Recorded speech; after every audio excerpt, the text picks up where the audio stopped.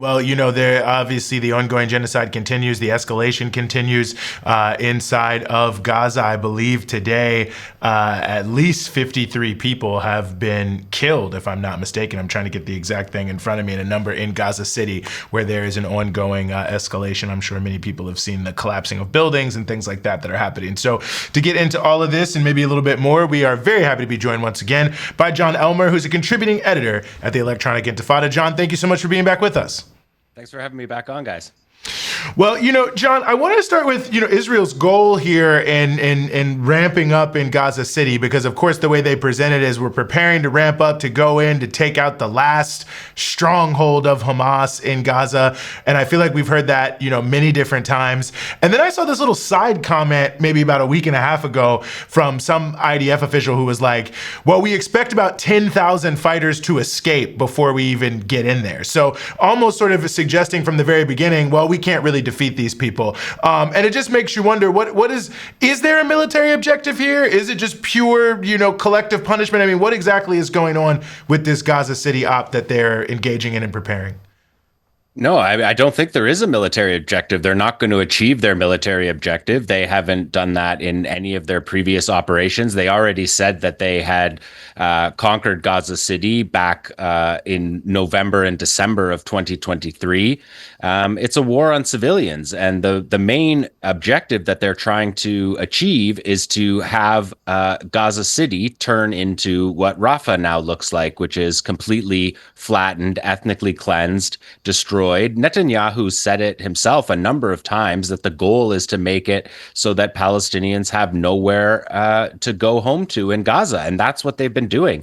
That's what the entire purpose of Operation Gideon's Chariots, which ran from mid-May through the end of the summer. The goal was just to destroy houses, to leave the place with nowhere to return to. And that's the goal.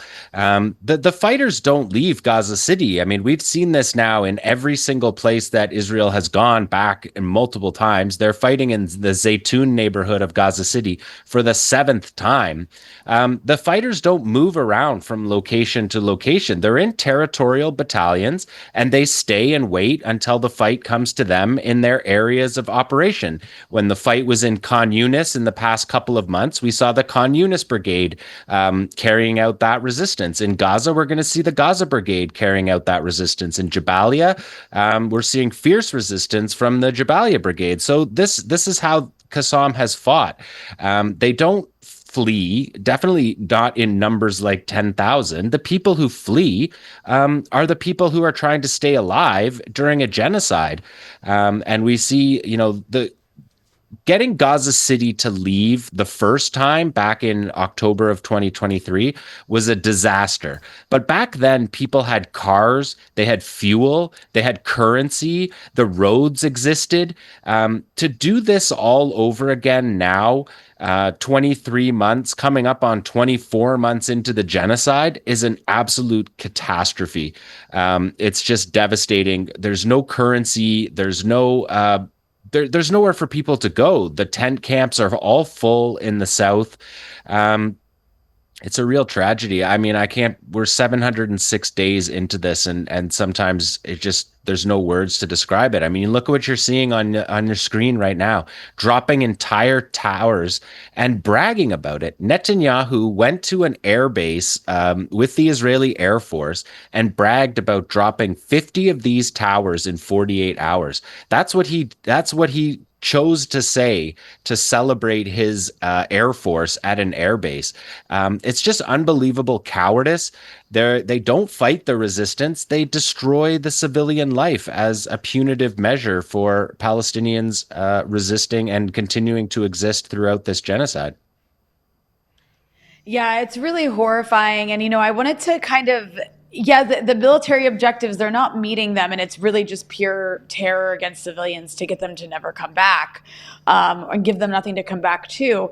But there do seem to be other tactics in place that are just cruel and horrifying, but also seem to have some logic to them. For example, with these humanitarian zones that are being run by GHF, which seem designed to attract the strongest member of the family, which would probably be like a teenage boy, maybe a 20-year-old boy, Exactly. right? Young man, who's going to be able to like trek out to one of these places so that their family doesn't starve to death and try to get a piece of food and not get shot in like Hunger Games style obstacle course. So horrifying.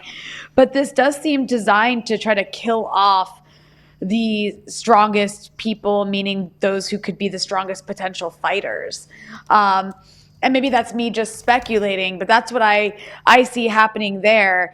And I'm just kind of curious your thoughts on the way this GHF, aid distribution site situation has been designed and how that's playing out in Israel's broader strategy. Yeah, it's absolutely dystopian. I mean, if we would never have been able to predict this. It's devastating. The loss of sovereignty over aid is a real concern in Gaza.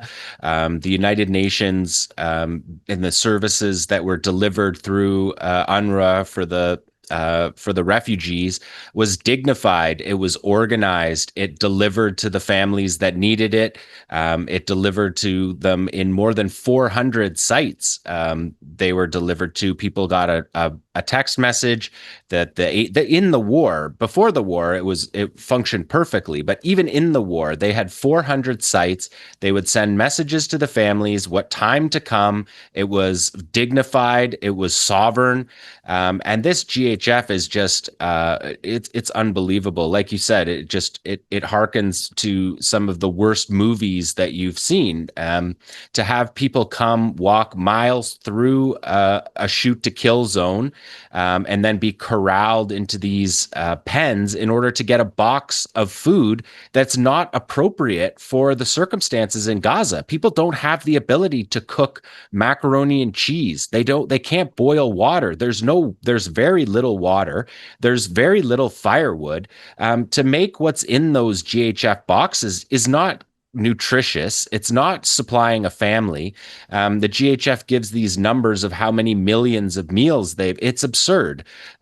People can't survive off that. The United Nations could give them highly nutritious biscuits. There's lots of things in the aid community to deal with starvation.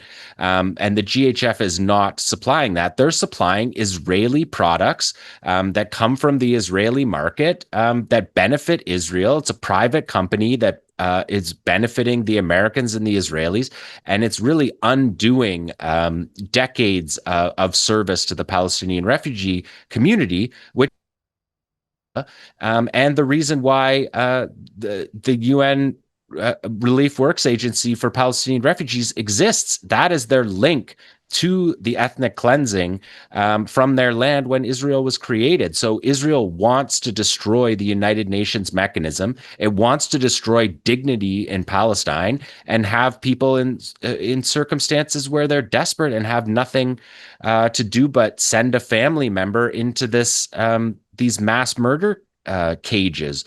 And more than 2,000 people have been killed in those. It's just unbelievable what we're watching. I mean, it really is, and I mean, it's unbelievable. I mean, it's hard to even really describe in words in so many levels. And to pick up on something you mentioned earlier, John, I think that's relevant about this is just the extreme, inhumanity and dehumanization of this, because of course the whole thing is presented as a military operation, but they're not actually fighting the resistance, as you say. And I think about that because I always think, okay, if they were so great, like, why are they not releasing videos of great military operations? I remember they actually released one very early on where it was like so embarrassing that they weren't really doing anything, and no one ever happened again. And I just think that's like deeply notable about the nature of the military presence in Gaza is they seem to actually be trying to avoid, any like super direct engagement with the resistance. Yeah, absolutely. I mean, especially in this latest battle, Gideon's Chariots, they expressly said they were not fighting the resistance. They were fighting infrastructure. They're fighting buildings. They're destroying buildings. They're destroying people's homes. They were paying people like military contractors the same way the GHF does it. Israel's doing it for excavator operators. They pay them by the size of the house, per floor, to destroy houses. I watch every single video that the Israelis put out, just like I I do every single video the Palestinians put out. And you have not seen in this 2 years, you've not seen more than 24 Palestinian fighters in all of Israel's videos put together. And in Palestinian videos, you haven't seen a single civilian in these videos, more than 1,000 of them at this point. They're really telling. The Israelis don't want to fight at this point. Their army doesn't want to go into Gaza City. They're pushing back against the Netanyahu government that's creating a rift between the government and the military that is part of the reason why we have gotten these leaks of late, like the leak to Channel 12 by the IDF that said that their Gideon's chariots, that they made every single mistake possible and they failed in their mission. We're starting to see that because the soldiers don't want to fight. They don't want to die. The resistance is skilled fighters, and they exact a toll on the Israelis that the Israelis don't want from their military. And, all the while, the military wants to bring their soldiers home because they see someday they may get captured, and they have this state that doesn't care about them, doesn't want to bring them home, is willing to attack in a foreign country in Qatar in order to destroy negotiations that might bring them back home. This is not a healthy state, as everyone who's watching for the last 23 months, this is not a healthy state. It's an ethnic supremacist project. And I don't know, this can't continue like this, the way that this has been going. But they're going to get a significant battle in Gaza City because there's a significant number of fighters there. They're the most, the largest battalions, the largest brigades are in Gaza City. And I expect them to get a battle if they do anything beyond what we're seeing on the screen right now, which is just Air Force strikes against civilians. The army's not even anywhere close to these operations that are being shown on the screen right now. I also wanted to kind of ask you if the Israelis continue, if it's not a question of is, as the Israelis continue to embark on this plan to conquer Gaza City and to try to reconquer areas they already claimed they conquered, they're talking about a 2-year-long timeline here.